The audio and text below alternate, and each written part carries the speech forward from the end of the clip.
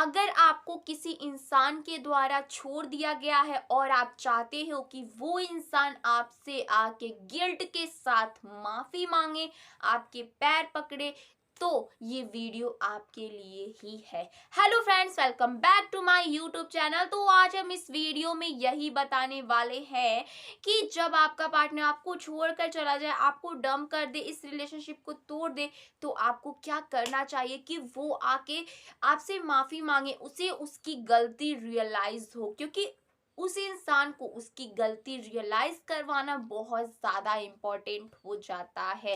देखो, आपके मन में बहुत ज्यादा ये ख्याल आता है कि मैं उससे बदला ले लूं, मैं उसके साथ ये कर दूं, मैं उसके साथ वो कर दूं, बट नहीं। मैं आपको इस वीडियो में कुछ टिप्स बताऊंगी जिसे अगर आप फॉलो कर लेते हो ना, तो जो आपके दिमाग में फालतू के ख्याल आ रहे थे उससे कहीं ज़्यादा अच्छा मैं आपको ये 3 टिप्स बताऊंगी, जिसे अगर आप फॉलो कर लेते हो तो आपके जो दिल को सुकून है ना वो मिल जाएगा। जो आपका दिल बहुत ज़्यादा इस टाइम पे दुखी है, बहुत ज़्यादा परेशान हो, वो चीज़ ख़त्म हो जाएगी। तो आप समझ ही सकते हो कि ये वीडियो आपके लिए कितना ज़्यादा इम्पोर्टेंट होने वाला है। वीडियो पसंद आए तो वीडियो को लाइक करना, चैनल पर पहली बार आए हो तो चैनल को सब्सक्राइब करना। देखो, किसी भी इंसान को उसकी गलती रियलाइज कराना बहुत ज़्यादा ज़रूरी होता है, क्योंकि जो वो इंसान होता है वो आपके साथ गलत बिहेव कर लेता है, लेकिन उसे इस चीज़ का रियलाइज नहीं होता है। और इससे क्या होता है कि वो आपसे आके माफ़ी नहीं मांगता और वो अपनी लाइफ में बहुत ज़्यादा खुश होता है और आप बहुत ज़्यादा दुखी होते हो, और आपके मन में उसके लिए बहुत ज़्यादा निगेटिव थॉट्स आते रहते हैं कि मैं क्या करूँ जिससे उससे गलती रियलाइज हो। और आप ये भी कभी कभी सोचते हो कि काश वो मुझसे सॉरी बोल देता और पहले जैसा सब कुछ हो जाता। तो अगर आप चाहते हो कि वो आपसे आके माफ़ी मांगे और आपके रिलेशनशिप में सब कुछ पहले जैसा हो जाए, तो इस वीडियो को ज़रूर देखना। आप सोचते हो कि आप इस रिलेशनशिप में बहुत दिनों से हो, आप उसके साथ बहुत दिनों से हो, और वो जो इंसान है वो आपके साथ झगड़ा कर दिया और आपको ब्लॉक कर दिया, आपसे कोई कांटेक्ट नहीं रख रहा है, तो आपका पार्टनर आपको वापस आएगा, आपके पास वापस आएगा और गिल्ट के साथ आएगा और आपसे माफ़ी मांगेगा। ये 3 काम करने के बाद पहला काम है कि आपको साइलेंट हो जाना है। देखो, अम आप सोचते हो कि साइलेंट हो जाएंगे तो उसे उसकी गलती का रियलाइजेशन कैसे होगा। देखो, जो भी आपके और आपके बीच में मिसअंडरस्टैंडिंग हुई है, वो अगर आप साइलेंट हो जाते हो तो उसे इस चीज का एहसास होता है। ये फैक्ट है कि जब आप साइलेंट हो जाते हो, उससे कोई कांटेक्ट नहीं रखते हो, उससे कोई बात नहीं करते हो। देखो, आप अगर आप उस टाइम पे, जिस टाइम पे आपके और आपके पार्टनर के बीच में मिसअंडरस्टैंडिंग हो, फाइट्स हुई हो, आप जाके अगर उस टाइम पे उसे समझाने की कोशिश करते हो, तो वो समझने को लिए बिल्कुल भी रेडी नहीं होता है। इवन उसकी नज़र में आपकी जो वैल्यू होती है बहुत ज़्यादा डाउन हो जाती है, बहुत ज़्यादा गिर जाती है। तो आपको इस टाइम पे साइलेंट होके अपने जो वैल्यू है उसे गेन करनी है।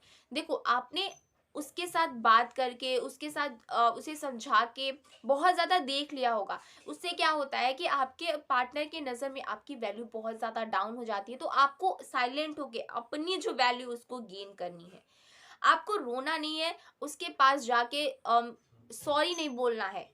आपकी गलती ना हो, आपको सॉरी नहीं बोलना है, ठीक है? आपको साइलेंट हो जाना है और उससे कोई भी कांटेक्ट नहीं करना है।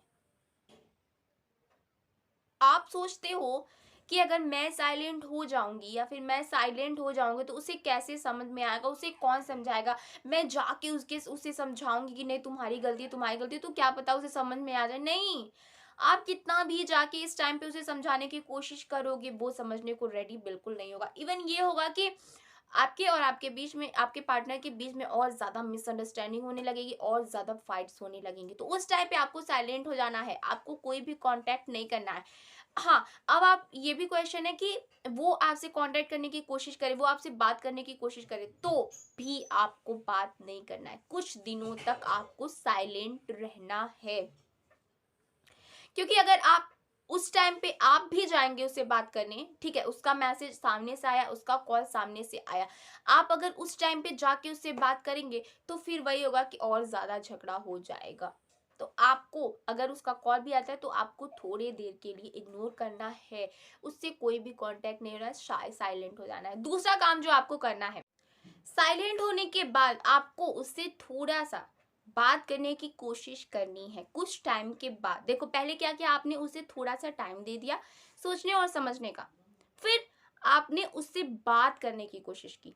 मेरे कहने का क्या मतलब है कि आपने उसे एक कॉल किया, दो कॉल किया, अगर उसके बावजूद वो आपके कॉल का रिप्लाई नहीं करता है, वो आपके मैसेज का रिप्लाई नहीं करता है, मैसेज नहीं कॉल नहीं उठाता है, तो आपको भी उससे और ज़्यादा नहीं करना है।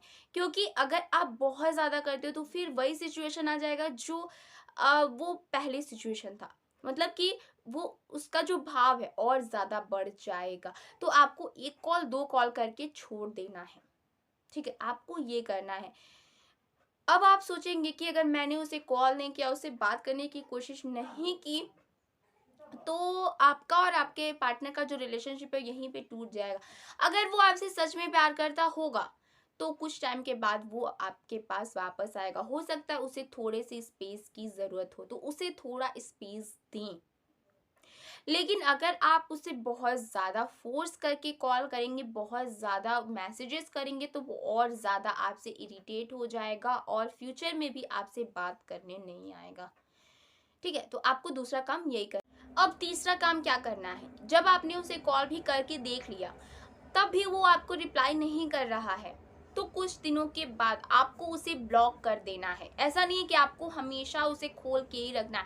क्यों करना है ऐसा, क्यों करना है? देखो, जब आप उसे ब्लॉक कर दोगे तो वो उसे पता चलेगा कि आप उसका वेट नहीं कर रहे हो। लेकिन अगर आप उसे ब्लॉक नहीं करते हो तो वो उसे लगता है कि आप उसका वेट कर रहे हो, अभी तक उससे बात करना चाहते हो। तो उसे बताना है, उसे जताना है कि आप उसके बिना भी रह सकते हो, आप उसके बिना भी खुश रह सकते हो। जिस दिन उसे इस बात का रियलाइज़ हो गया कि आप उसके बिना खुश रह सकते हो, आप उसके बिना रह सकते हो, उस दिन उसे इस चीज़ का एहसास होगा, उसे पछतावा होगा कि उसने आपको क्यों छोड़ा, वो आपको क्यों छोड़कर चला गया। देखो, इंसान को कब रियलाइज़ नहीं होता है, जब आप उसके लिए बहुत ज़्यादा दुखी होते हो, बहुत ज़्यादा परेशान होते हो और उसे लगता है कि आप उसके बगैर नहीं रह पाओगे। लेकिन जब वो इंसान देखता है कि आप उसके बगैर भी रह सकते हो, आप उसके बगैर भी खुश रह सकते हो, तो उसे अपनी गलती का रियलाइज़ होता है। तो अब आप सोचते हो कि जब मैंने ये सब काम कर लिया, उसके बाद उसे अपनी गलती का एहसास हुआ, तो वो आपके पास वापस आ रहा है, तो क्या मैं उसे एक्सेप्ट करूँ या ना करूँ?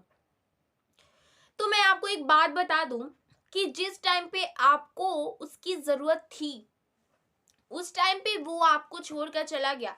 अब आपने उसके बगैर जीना सीख लिया है, तो उसके वापस आने के बाद आपको क्या ही फ़र्क पड़ेगा? आपको उस टाइम पे उसको बिल्कुल भी एक्सेप्ट नहीं करना है, क्योंकि जो एक बार आपको छोड़कर चला गया, वो आपको दोबारा भी छोड़कर जा सकता है। देखो, पहले और दूसरे स्टेप में आपने क्या दिया उसे? एक चांस दिया, एक मौका दिया अपनी ज़िंदगी में वापस आने का, इस रिलेशनशिप को फिर से बनाने का। लेकिन जब वो 2 स्टेप आपने फॉलो किया, उसमें भी वो वापस नहीं आया, तो तीसरा स्टेप जब आपने फॉलो किया, तब उसे वापस आने का कोई मतलब नहीं है। आपको उसे एक्सेप्ट करने का कोई भी मतलब नहीं है। अगर आपने उसे उसके बावजूद एक्सेप्ट किया, तो फिर वो आपके साथ वही करेगा और आपको उससे ज़्यादा तकलीफ होगी। जिसे आपको पहले हुई थी उससे ज़्यादा, कहीं ज़्यादा, उससे ज़्यादा आपको तकलीफ होगी।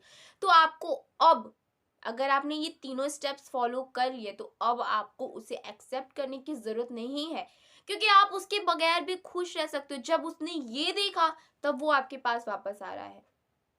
तो आपको जब पता चल ही गया कि आप उसके बगैर रह सकते हो, तो उसे एक्सेप्ट करने का कोई मतलब नहीं है। आप आगे बढ़ें, अपनी लाइफ में आगे बढ़ें। हो सकता है उससे बेटर आपकी लाइफ में कोई और आ जाए। तो फ्रेंड्स, आपको हमारा ये वीडियो कैसा लगा हमें कमेंट बॉक्स में ज़रूर बताना, और वीडियो पसंद आए तो लाइक करना, अपने दोस्तों के साथ शेयर करना और चैनल को सब्सक्राइब करना बिल्कुल ना भूलें। Thank you.